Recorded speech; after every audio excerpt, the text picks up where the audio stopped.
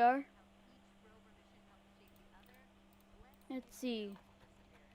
Welcome to the stream, everyone. So, uh, today is the day where the March 2020 Perseverance rover launch. I might have say that wrong. Not my fault because seriously I don't know. But yeah. Hmm. Yeah. There should be water in Mars for sure. Oh no. Okay. Skip. Oh come on. There are ads. Okay, let's hear Team This is Dodden. cool. Look at that. That is basically what they think Whew. Mars looked like at one point before its I atmosphere and do. everything got stripped away. I do think there should be Pretty nuts, actually. water in Mars. Yeah, and this is Jezero Crater. That's where this vehicle's heading, Yep.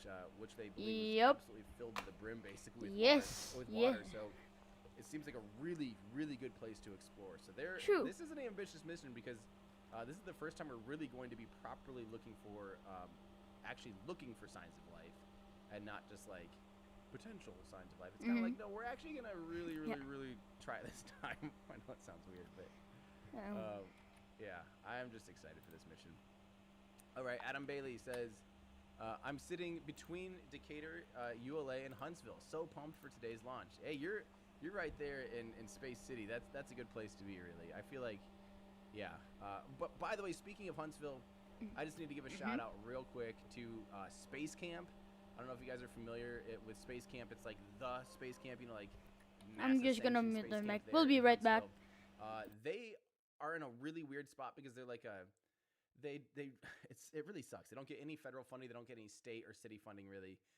So they have been hit really, really, really hard by the pandemic. If you guys have even a dollar to spare, please go to savespacecamp.com because without our support, they will be completely gone and forced to close by October already, which would end decades of awesome inspiration and a way for kids to go out there and learn. And it's a really big. It seems like they're really big into like team building and simulating, space experiments and stuff. So yeah, if you guys have just a second of your time and a dollar, savespacecamp.com. It makes a big difference. There's a lot of international grants to help students from all over the world come to space camp and come together. And I've always thought it was a really important thing, something that I wish I could have done when I was young. So yeah, just thought I should throw that out there since I saw Huntsville. Let's do it, guys. New membership from Kim. Thank you so much. This is from the Novlin. Saludos, Marcianos. I think that means good morning, Martian. Maybe. Thank you very much. This is from Dag214. Hi, Tim. Your passion, drive, and commitment to being awesome are what makes your YouTube channel so cool. I hope when I grow up, I can be as cool as you. I'm 57, by the way. Keep it up. Thank you so much, Dag. Oh, and that is extremely generous of you, too. Man, thank you so much. I didn't. Well, thanks for the laugh, and thanks for the extreme generosity. Holy cow. Thank you, Dag. Hey, I feel like I'm still growing up too. All right, this is from Ignacio Montenegro says, I learned English watching your videos. That's awesome. Like I said, we do always try to get, oh, look, it's Tori Bruno, the CEO of ULA. Tori is awesome. I love like Tori Bruno, Peter Beck, Elon Musk. These guys know their rockets inside and out. Like they know the nuts and the bolts.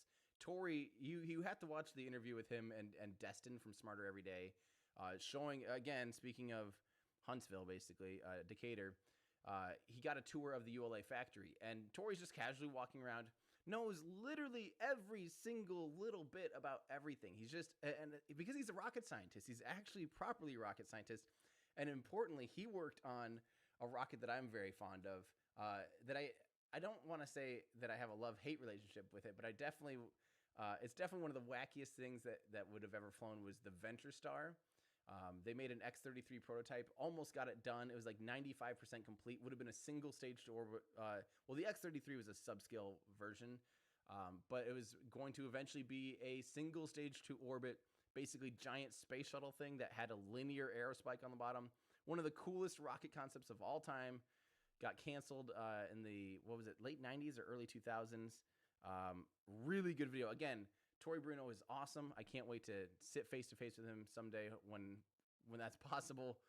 We've been trying to link up for like a year now almost, and it just has not happened. And I can't wait to ask him all about. I want to ask him about Ah, Florina Vin, welcome to the live stream. Yes, I am.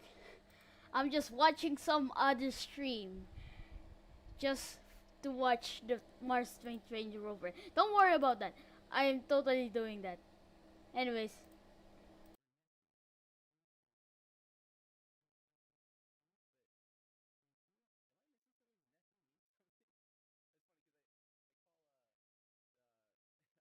different mic that I use for shooting videos. It's a Sennheiser, and I call it Senny. So I was thinking, like, wait, did you? I have a little bit dyslexic, so I read that first as Senny when you see her. I'm like, how do you know about my mic's nickname? But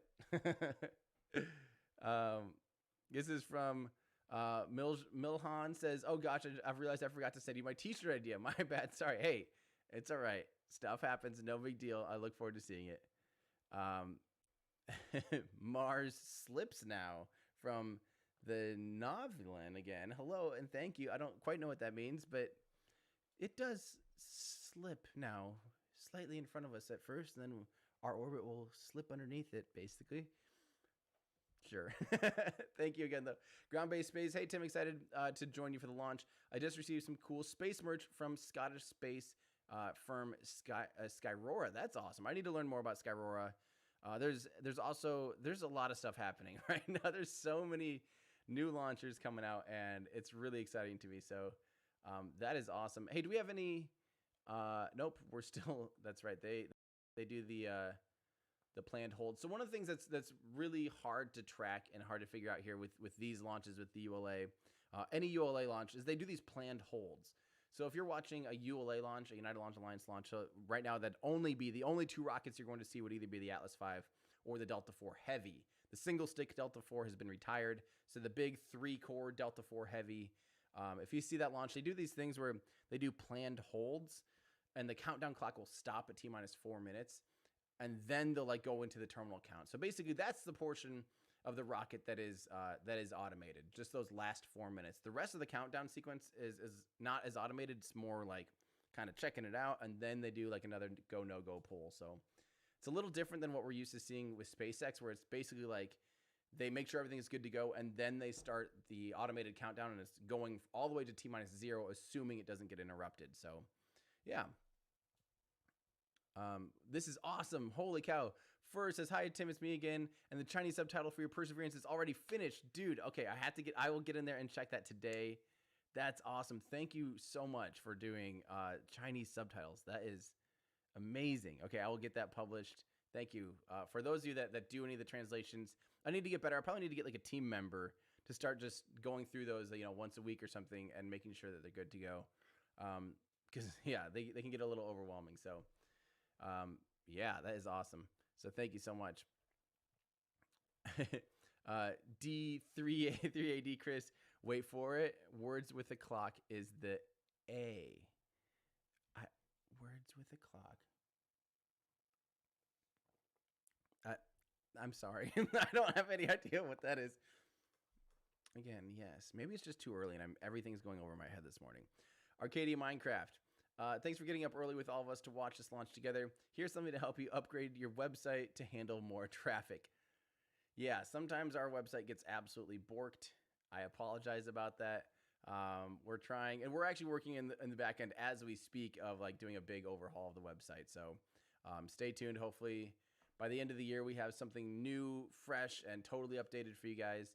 We're also working on updates to the store as well, including by the holiday season, we're working on having a European distribution, which is actually it's really hard to handle that stuff logistically. So that's one of those things. I should remind you guys one last time here that is not smoke. That's totally normal. It's really, really, really cold air.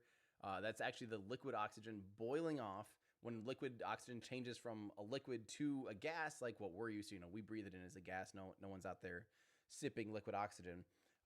You would freeze instantly. It's still around minus 180 degrees Celsius, so it's really, really, really, really, really cold. And so when it comes into contact with the air, just like when you see dry ice on the ground or when you open up a freezer or something, you see that condensation that kind of can happen where little ice particles will form in the humidity in the air. And that's exactly what we're seeing. So as it boils off from liquid into a gas, it expands 1,000 times. And so it doesn't rupture the tanks. They have valves that make sure that it's letting go. But you can still see how cold the rocket is. Look over between the booster and ULA. You can see just like it looks like steam pouring off. It's really more like little ice, little particle ice clouds. We also are going to work on a shot here for my friends at Cosmic Perspective. They're working on their feed this morning as well. They are currently at the causeway. We're going to have our own shot of the pad if we want to stay on it, which we'll probably do here. And then we're gonna hopefully go into the countdown here, and we're gonna also have the go no go poll for you guys up on screen as well. So, Andrew, are we gonna be able to actually hear the go no go poll? Unless I can probably turn it up on my end. Yeah. Okay. Well, it's right now them talking. There is talking right now over the clean feed. So once we get into the go no go poll, I'll increase the volume, and we'll do that. So. Okay, so Sagar says, Mars is known to have unbearable radiation for humans. Does the rover have any experiments to solve it? If not, how will NASA solve the problem? Will MOXIE be used instead of oxygen cylinders for respiration? Good question, Sagar. Sorry if I'm totally mispronouncing that. So the radiation environment on Mars is definitely not pleasant. You can't really survive on Mars without shielding. And the big reason is because you could easily survive on Mars, the radiation environment, for a week or two or a month. The problem is, in order to go to Mars and back, you're going to be on the surface of Mars for like a year and a half, right? You're going to be there for a long time, exposed to high doses of radiation. It's actually not that high. Like literally, if you were just sitting inside of a capsule, like a normal spacecraft on the surface of Mars, I don't think the actual potential, the radiation and the potential risk for cancer, I don't think it's any higher than smoking a pack of cigarettes a day. Like it's literally within the same realm of that, and there's still plenty of people that do that. So it's not like it's like a death, it's not a one-way ticket, like you're just going to get fried and zapped by the sun and you're going to die. It's not that bad. It is bad though. So they'll want to take that into consideration, when there's going to be habitats on the surface of Mars. It's definitely going to want to have some kind of radiation shielding. But most likely, one of the most common trains of thought is not to build something, but is actually to go into like lava tubes or tunnels and dig down into the surface of Mars and only have one, outer interaction between the environment, basically like one kind of hatch on the outside of that. And that way you're protected by a good amount of regolith. So it's good radiation shielding. So yeah, that's kind of the thought. Same with the moon. People think we should use the lava tubes on the moon for habitations for long-term stuff because it just does not make that much sense to be up on the surface and exposed to that much radiation. So good question. But as far as solving it, yeah, and as far as experiments on this, that's actually something that Curiosity did. Curiosity measured radiation environment really, really accurately and helped us like kind of map the conditions of the radiation on Mars. So we have a good sense of that, and we've had a good sense of that for the past basically 8 years now. So yeah, so good question there. Oliver says, I would love to work for SpaceX or Blue Origin, but unfortunately ITAR is in the way. Thankfully, I can still watch and enjoy the progress. This is true. There are some restrictions. ITAR is like the International Treaty of Arms, and rockets are still kind of considered a class of weapons because they could be a delivery system for weapons. So in order to work on rockets in the United States, there's really, really strict restrictions on who can get in. I think it's SpaceX, like you can get green cards. There are workarounds.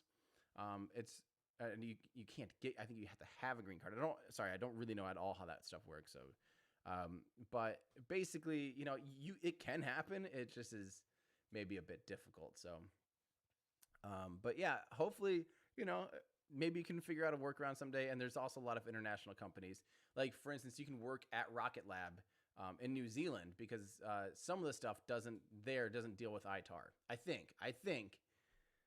Don't mark my words for sure on that. Someone let me know if that's for sure the case. But I think it's a little easier to work at, say, Rocket Lab, who is an awesome company. So yeah, you can maybe look into them if you're considering something like that. So yeah, good question, good call. All right, we have a new member here, Richard. Thank you so much. From South Australia, here we have Undercover 227. Hey, from South Australia, was able to get a photo of Neowise tonight and a launch. How awesome! Yeah, that's a good day. Going out and seeing the Comet Neowise, and getting a launch to Mars. I mean, this is a big day. I'm really excited. This is going to be a big week for me trying to do live streams because here's what I've got coming up here. So obviously, right now we've got the Perseverance mission to Mars. Huge deal. Really, really big launch. We're also seeing Starhopper or Starship get ready to static fire and hop their serial number 5 Starship prototype out of Boca Chica. I'll be streaming that whenever that happens, hopefully. We also just shot a video talking about how you get back from space, how you get down from orbit, specific of the details about the Crew Dragon capsule and how it returns to space. And we go into all of the orbital parameters, all of the reasons that you get into, basically all of the things that are the things that are the things. So we'll teach you all about that. It's going to be a long one, and that hopefully will come out on Saturday already. We're trying to push it through. Andrew and I are going to be doing some no sleep seasons, I guess. So wish us luck. It's going to be a deep dive. It's about 30 minutes probably. But you'll really, really, really understand orbital mechanics and how to get back from space. Because going back from space is different than like coming back from orbit. You know, if you're suborbital, that's totally different. Coming back down from orbit is a whole like nutty thing, honestly. So I've got a lot of good content for you guys coming up. So stay tuned. Ben Hockley, why don't they just perfect? I love it. I love it. I love it. I should just mention this now. If you guys, we have a segment on a podcast I do every week called Why Don't They Just? And it's questions like, why don't they just use a helicopter to grab a rocket before it hits the water? You know, why don't they just use a trampoline or why don't they just use a slingshot to get a rocket going? Or why don't they just use maglev? Why don't they use a tube or whatever? Like all of those types of questions. We answer a question like that every week on Our Ludicrous Future. It's a podcast I do. So if you want to hear more about spaceflight, more about the week's news in spaceflight, just hear more from me in general, olfpod.com, olfpod.com. That's Our Ludicrous Future. You can find it here on YouTube or just whatever, media player you have. And yeah, so this is a Why Don't They Just mass produce a series